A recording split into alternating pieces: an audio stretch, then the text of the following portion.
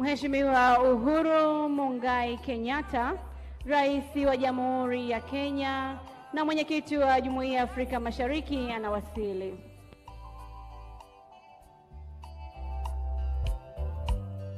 Mwalimu Mkenya wetu.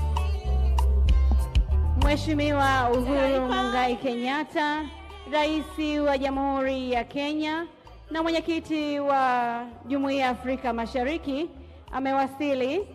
Anaambatana na Mheshimiwa Adan Mohamed, Waziri wa Ushirikiano na Afrika Mashariki na Maendeleo ya Kikanda.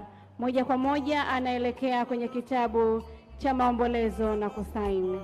Umetuachia baba.